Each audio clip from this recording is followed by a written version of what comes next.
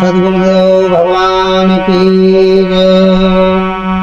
गुरुर्ब्रह्मा गुरुर्विष्णु गुरुर्देवो महेश्वरा, गुरुर् साक्षात् परम ब्रह्म है, तस्मै श्री गुरुवे नमः। ध्यान मूलम गुरुर्मूर्ति पूजा मूलम गुरुपदम, अमंत्र मूलम गुरुर्वाक्यं मोक्ष मूलम गुरु कृपा, अवखंडमंडलाकारं व्याप्तेन चराचरं, तत्पदं दर्शितं येन तस्मै श्री गुरुवे नमः। ओम सद्गुरुदेव भगवान की जय। आज का बड़ा अच्छा प्रश्न है, भगवान श्री राम को ब्राह्मण क्यों प्रिय है? जाने गूढ़ रहस्य। भगवान श्री राम को ब्राह्मण क्यों प्रिय है? जाने गूढ़ रहस्य। ब्राह्मण क्यों प्रिय है राम को? तो मेरे प्रिय श्रोता बंधुओं, आप इसको अन्यथा न लें। भगवान श्री राम जी को सब प्रिय हैं। जितने भी मानव हैं, ये रामचरितमानस में दिया गया है।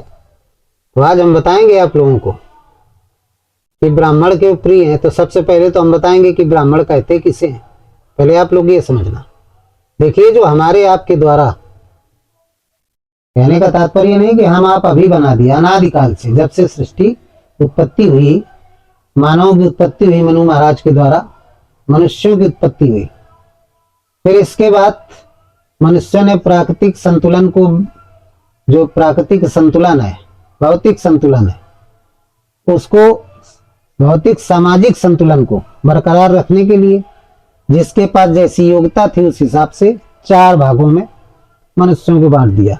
भगवान ने नहीं बांटा।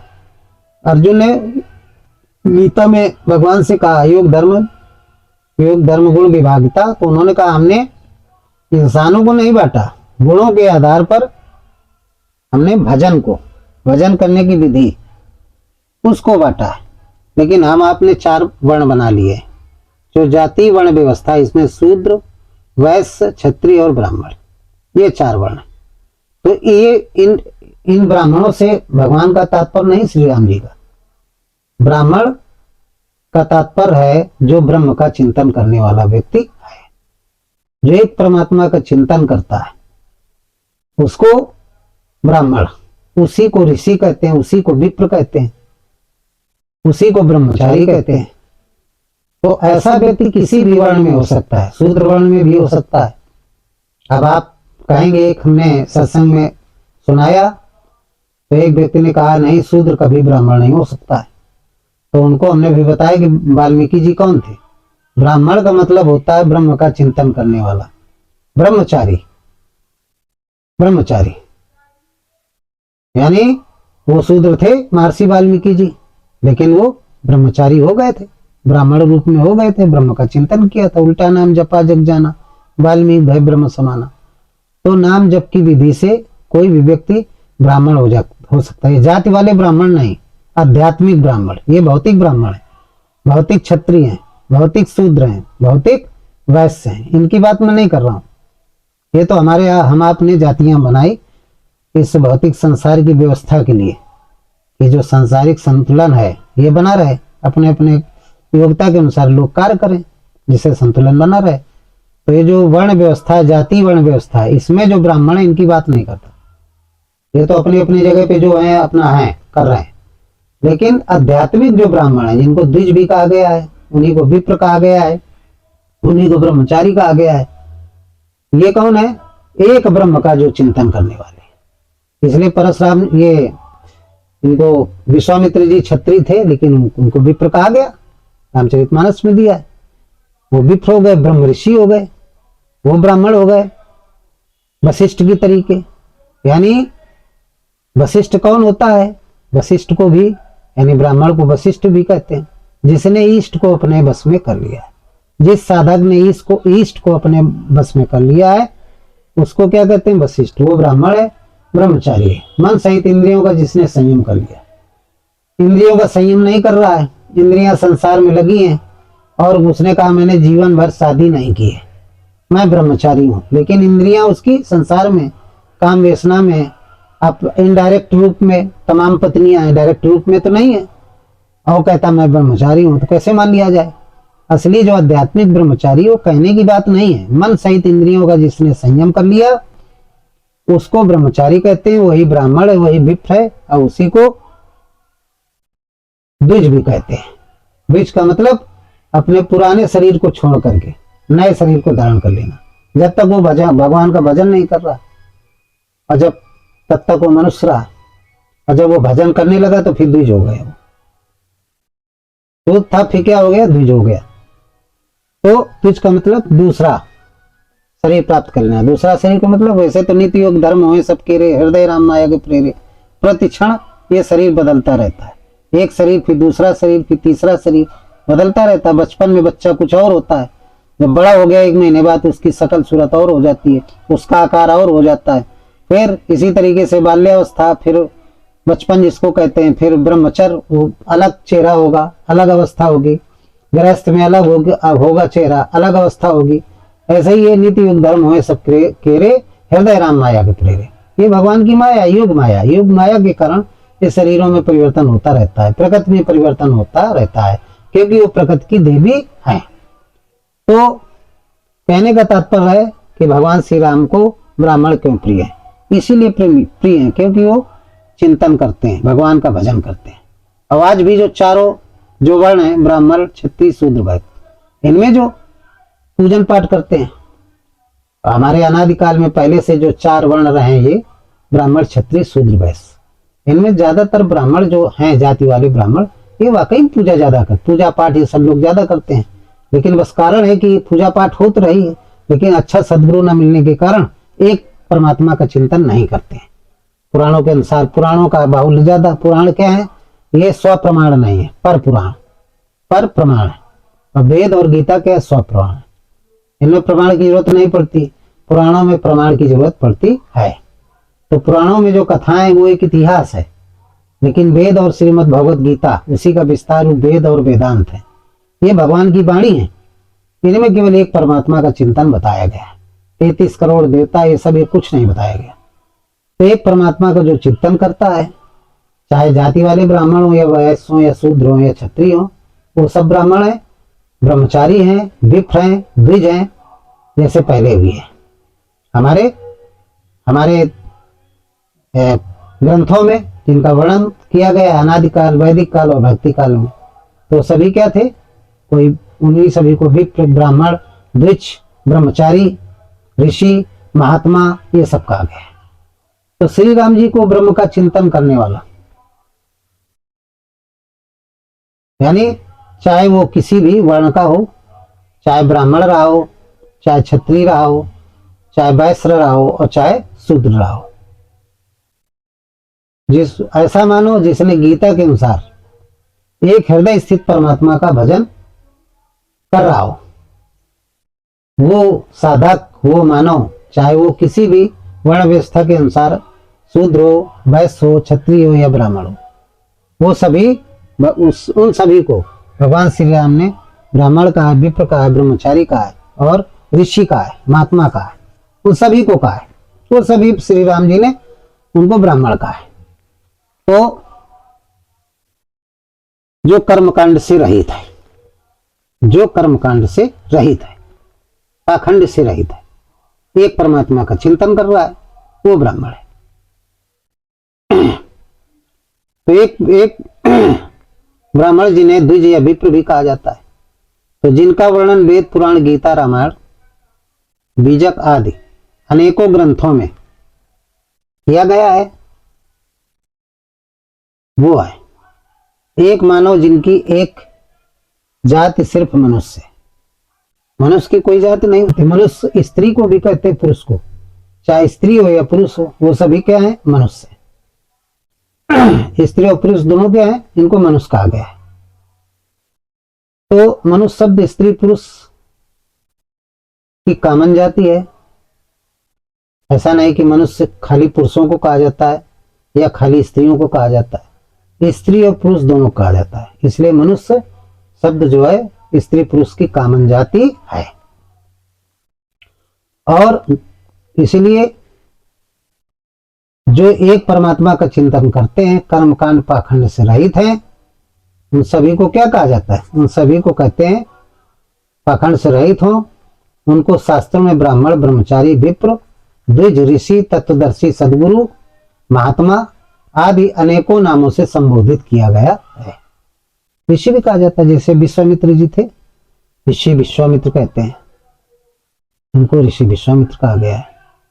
महात्मा कहा गया है, उनको ब्राह्मण कहा गया, द्विज कहा गया, वशिष्ठ कहा गया, ब्रह्म ऋषि कहा गया।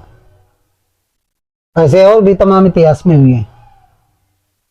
तो वो सभी क्या थे? सबको इन्हीं नामों से संबोधित किया गया, जो एक परमात्मा का चिंतन कर रहे हैं। तो राम जी कहते हैं वो सारे मुझे बहुत प्रिय हैं। ये सारे राम जी को बहुत प्रिय हैं, जो हमेशा संसार में रहकर भी एकांतवास में रहते हैं, संसार के बीच में रह करके गृहस्थ में भी रह रहे हैं। पुराने जमाने में अनादि काल में ऋषि महात्मा थे, परिवार समेत रहते थे, जंगलों में रहते थे। उनका परिवार होता था, पत्नी होती थी, बच्चे होते, सभी होते थे। जैसे ऋषि जमदग्नि थे, वशिष्ठ का भी परिवार था, विश्वामित्र सभी का था। तो जंगल में रहते थे, लेकिन परिवार होता था उनका। लेकिन एक परमात्मा का चिंतन कर रहे थे, तो ब्राह्मण भी थे, द्विज भी थे, ऋषि भी थे, महात्मा भी थे, तत्वदर्शी सदगुरु भी थे और विप्र भी थे। उनको अनेकों नामों से शास्त्रों में संबोधित किया गया है। जैसे कि कमल में, कीचड़ में कमल होता है, कमल कहाँ खिलता है? कीचड़ में। लेकिन कीचड़ का प्रभाव उस पर नहीं पड़ता है, क्योंकि एकांतवास में होता है, कोई प्रभाव नहीं पड़ता है। इसी तरीके से जो एकांतवास में शरीर भरे चाहे भीड़ में हो, लेकिन उनका मन एकांत में, उनके मन के अंदर जो आसुरी वृत्तियां हैं, काम, क्रोध, मद, लोभ, ईर्ष्या, द्वेष, पाखंड, ये सब रहित हो जाता है उनका मन। जिन साधुओं का मन इन सभी से विकारों से रहित हो जाता है, उसको एकांत कहते हैं। ऐसा साधक एकांतवासी होता है, उसको एकांत सन्यासी कहते हैं। वो एकांत सन्यासी हो जाता है, एकांतवासी हो जाता है। और जब एकांतवासी हो जाएगा तो एक परमात्मा का चिंतन करेगा। जब एक परमात्मा का चिंतन करेगा तो वही तत्वदर्शी सदगुरु हो जाता है। उसी को इन्हीं भाषाओं में ब्राह्मण भी कह सकते हैं, ब्रह्मचारी भी कह सकते हैं, विप्र भी कह सकते हैं, ऋषि भी कह सकते हैं। तो एकांत में होगा, कोई विचार नहीं होंगे संसार के। ये सारे विचार तो संसार की चीजों की खोज नहीं करेगा। किसकी खोज करेगा? दैवी संपत्ति। जो 26 लक्षण है, दया, धर्म, ज्ञान, वैराग, इन्हीं का चिंतन करेगा। चित्त उसका इन्हीं में लगेगा। जब चित्त इन्हीं में लगेगा तो इनका चिंतन करने से कौन मिलता है? परमात्मा मिलता है। आत्मा का ज्ञान हो जाता है, आत्मबोध हो जाता है, आत्मज्ञानी हो जाता है, योगी हो जाता है, तो संगत में नहीं पड़ता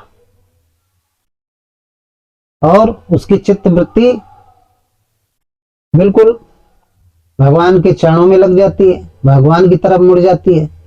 तो कुछ संगत उसे कुछ बिगाड़ भी नहीं सकती है। कमल की तरीके कि कमल की संगत क्या है? कीचड़ से, लेकिन मन उसका हमेशा प्रसन्न चित्त रहता है। कोई भी विकार नहीं होते, कोई भी विकार ही नहीं होते। रूप, रस, गंध, ये सबसे रहित होता है। उसमें गंध, स्मेल भी नहीं होती। कमल के फूल में स्मेल नहीं होती, गुलाब के फूल में होती है। तो एकांत में रहता है। योगी कहा गया कमल को। उसको क्या कहा गया? योगी। जब योगी हो जाएंगे आप तो लक्ष्मी आपके ऊपर विराजमान हो जाएंगी। तभी लक्ष्मी जी किसमें बैठती? कमल के पुष्प में। एकांत में होंगे, जब सारे विकार रहित हो जाएंगे, सारी इच्छाओं से रहित हो जाएंगे, तो रिद्ध सिद्ध प्रेरय बहु भाई और बुद्धाएं लोग दिखावे जाए। तमाम प्रकार की रिद्धि सिद्धियां, आप धर्मशील हो जाएंगे। और जब धर्मशील हो जाएंगे तो फिर संपत्ति अपने आप आती है। कितनी सुख है संपत्ति बिन ही बुलाए, और धर्म है सील पही जाए सुखाए। तिमी सुख संपत्ति बिनही बोलाए। धर्म सील पही जाए सुहाए। सील पही जाए सुहाए। अजमी सरिता सागर महु जाए। यद्यपि ताहि कामना अपने आप संपत्ति आती है, क्योंकि आप कमल हैं। तो संगत में भी रह करके एक परमात्मा का चिंतन कर रहे हैं। तो कमल में बैठती कौन है? कौन बैठती है? लक्ष्मी जी बैठती हैं। और कमल में कौन बैठते हैं? ब्रह्मा जी बैठते हैं। ब्रह्मा किसे कहते हैं? बुद्धि को कहते हैं। 4 प्रकार की बुद्धि होती है। वेद बुद्धि, वेद विदुर बुद्धि, वेद विदुरयान बुद्धि और ब्रह्म बुद्धि, ब्रह्म विदुर बुद्धि, ब्रह्म विदुरयान बुद्धि और ब्रह्म विदुरिष्ट बुद्धि। ये परमात्मा की 4 प्रकार की बुद्धि का वर्णन किया गया है। इन्हीं को ब्रह्मा कहा गया है। तो वो भी किस पे बैठती है? कमल पे। तो मतलब कहने का तात्पर्य है कि एकांत कुसंगत का प्रभाव नहीं पड़ता है। ऐसे योगी का कुसंगत का प्रभाव नहीं पड़ता है। कुसंगत में भी रहेगा तब भी कुसंगत उसका कुछ बिगाड़ नहीं कर सकती, कुछ भी नहीं बिगाड़ सकती। जैसे रहीमदास ने लिखा, वो उत्तम पुरुष होता है, चाहे गृहस्थ में हो चाहे जंगल में हो। इसने विकारों का परित्याग कर दिया है, संयम कर लिया है। तो रहीमदास जी ने लिखा है कि जो रही मैं उत्तम पुरुष का करी सकते कुसंग। चंदन विष व्यापत लपटे रहत भुजंग अकारही।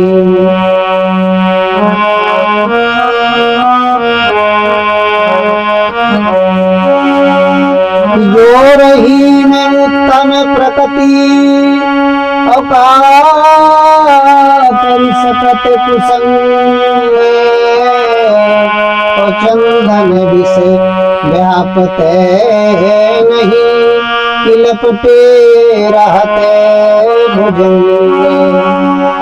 जिस प्रकार चंदन के पेड़ में सर्प लपटे रहते हैं, लेकिन उन सर्पों का जो विष का प्रभाव वो चंदन पर नहीं पड़ता है। शीतल होता है चंदन, तो सर्प उस पर लिपटे रहते हैं गर्मियों में।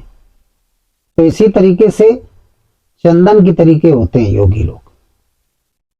उनका जो है, जो एक ब्रह्म का चिंतन करने वाले हैं, इनको ब्राह्मण कहते हैं, द्विज कहते हैं, विप्र कहते हैं, तत्वदर्शी सद्गुरु कहते हैं।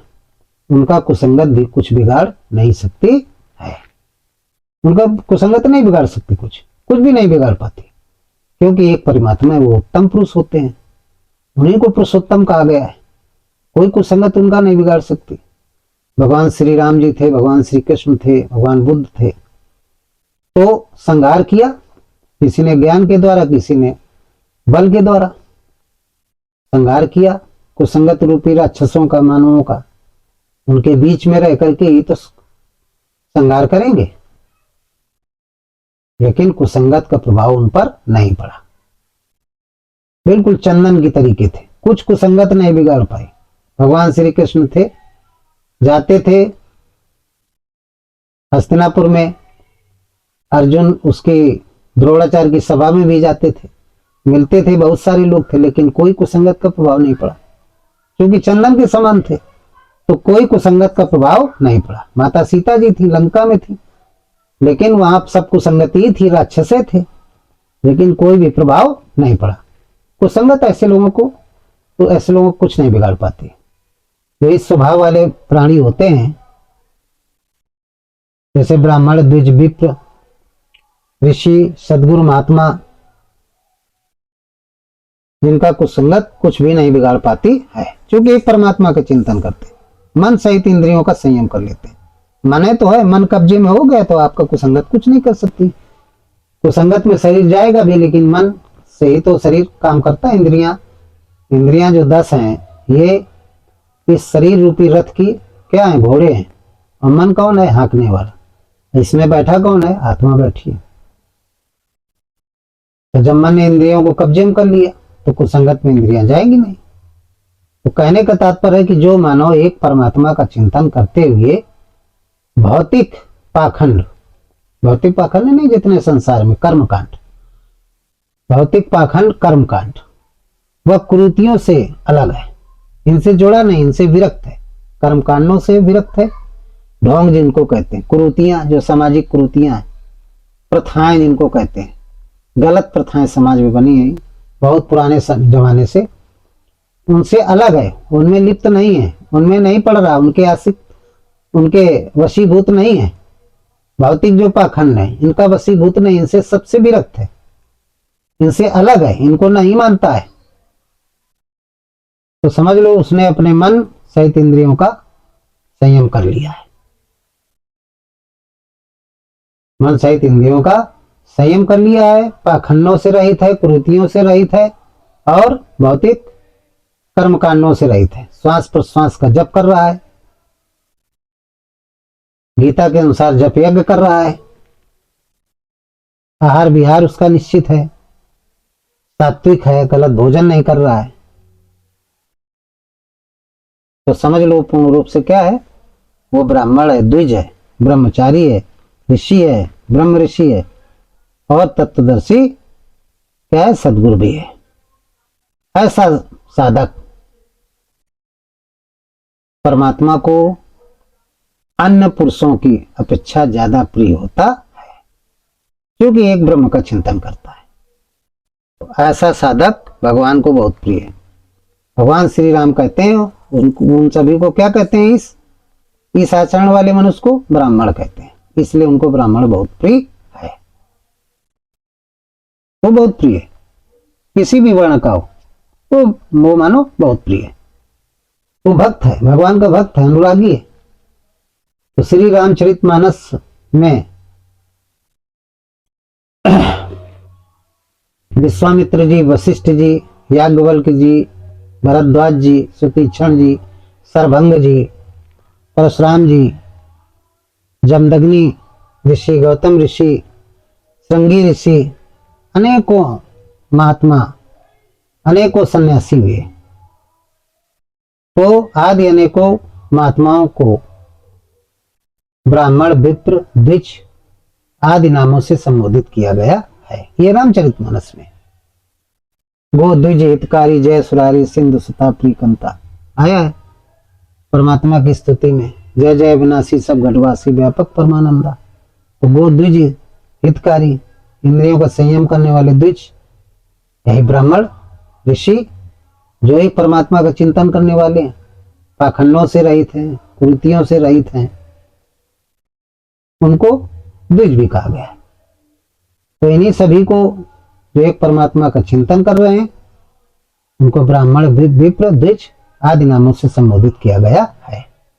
ये सभी अनादि ग्रंथ श्रीमद् भगवत गीता के अनुसार एक अविदित तत्व को विदित कर लेते हैं। ऐसे योगी जो एक अविदित तत्व को विदित कर लेते हैं, यह विदित कर लिया हो, एक परमात्मा का चिंतन करते हो, एक परमात्मा का चिंतन करने वाले, इन सभी को गोस्वामी जी ने ब्राह्मण कहा है रामचरितमानस में। इन सभी को श्री राम जी ने ब्राह्मण कहा है और ये सभी भगवान के बहुत प्रिय हैं, श्री राम को बहुत प्रिय है। तो आप लोग बात समझ गए होंगे कि भगवान श्री राम जी क्यों प्रिय है, भगवान श्री राम जी को ब्राह्मण क्यों प्रिय है।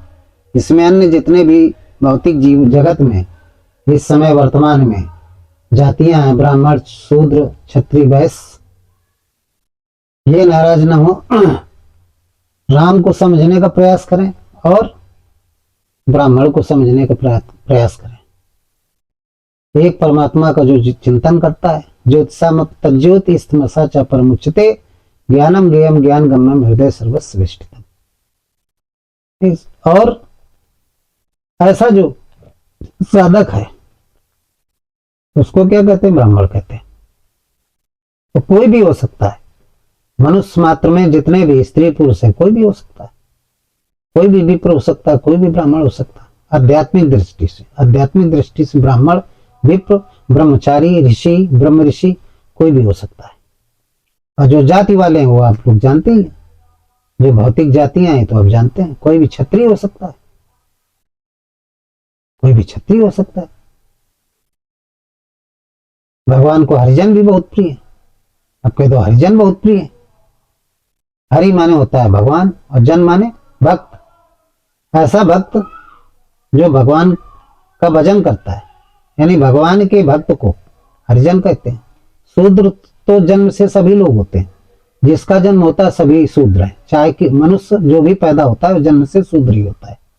जब भगवान का चिंतन करने लगता है, भगवान से जुड़ जाता है तो हरिजन हो जाता है, भगवान का भक्त हो जाता है। भगवान के भक्त को ही हरिजन कहते हैं। यहाँ पे लोग गलत अर्थ निकालते हैं।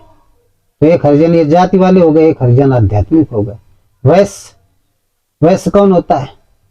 जो मन सहित इंद्रियों का वशीभूत करने लगता है, अपने बस में करने लगता है इंद्रियों को। वो वैश्य एक जगह बैठ करके, जैसे बनिया बैठता है, तो भौतिक दृष्टि में बनिया को वैश्य कहते हैं।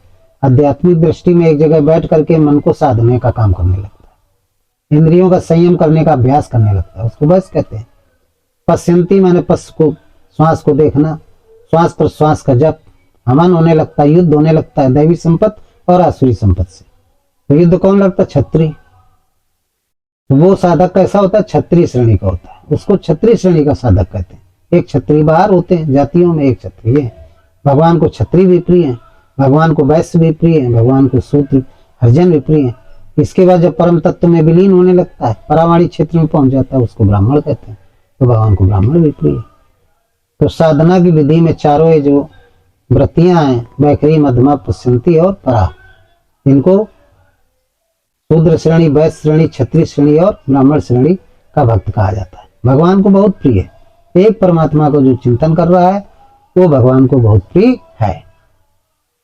इसीलिए गोस्वामी जी ने लिखा है कि श्री राम को ब्राह्मण क्यों प्रिय है, इसलिए प्रिय है। तो ब्राह्मण का एक विशेष नहीं है, आप श्री राम से द्वेष न करें, आप ब्राह्मणों से द्वेष न करें।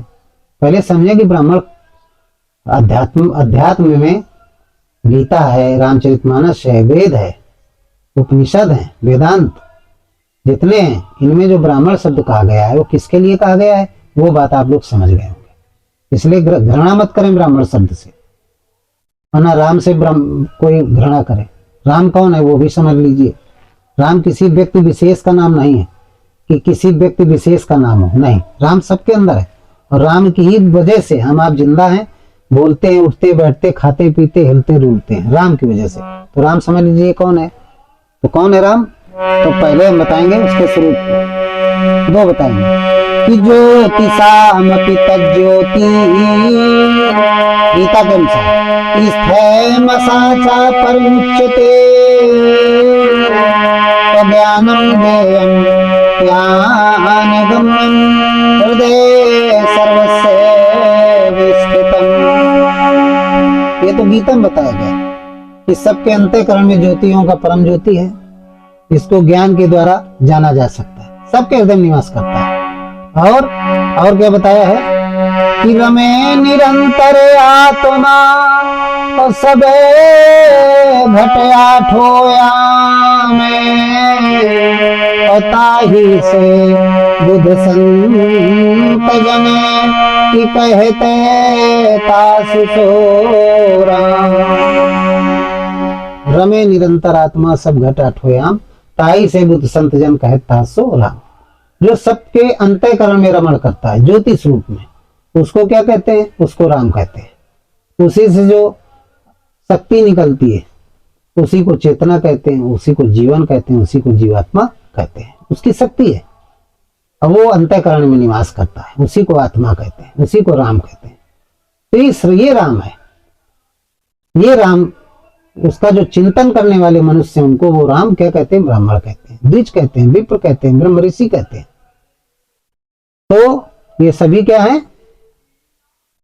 सभी ब्राह्मण है, सभी द्विज हैं, सभी ब्रह्म ऋषि हैं, सभी ब्रह्मचारी हैं, सभी तत्वदर्शी सदगुरु हैं, ये सभी है। तो आप लोगों की बात समझ में आ गई होगी कि भगवान श्री राम को ब्राह्मण क्यों प्रिय है। इसलिए प्रिय है, इसलिए प्रिय है। अब आप समझते होंगे जो 4 वर्ण है इनमें सबसे ज्यादा पूजा पाठ किस क्षेत्र में कौन है? आप समझ लीजिए, हमें बताने की जरूरत नहीं है। जो भी ज्यादा पूजा पाठ कर रहा है पाखंड रहित, कर्मकांड रहित, कौन सी पूजा पाठ? अपने अंतःकरण में मन मंदिर में स्थित उस राम का भजन कर रहा है। काम कोई भी कर रहा है, उससे कोई मतलब नहीं, काम कर रहा है, नाम भी जप रहा है, वो ब्राह्मण है, उसको ब्रह्मचारी कहते हैं। मन सहित इंद्रियों का जिसने संयम कर लिया वो ब्रह्मचारी, वो ब्राह्मण है। गृहस्थ में रह करके बहुत बड़ा सन्यासी है, उससे बड़ा कोई सन्यासी नहीं। तो आप लोगों की बात समझ में आ गई होगी। इन्हीं शब्दों के साथ हम अपने सत्संग को समाप्त करते हैं। बोलिए सद्गुरुदेव भगवान की जय। सर्वे भवन्तु सुखिनः, सर्वे सन्तु निरामया, सर्वे भद्राणि पश्यन्तु मा कश्चित् दुःखभाग् भवेत्। ओम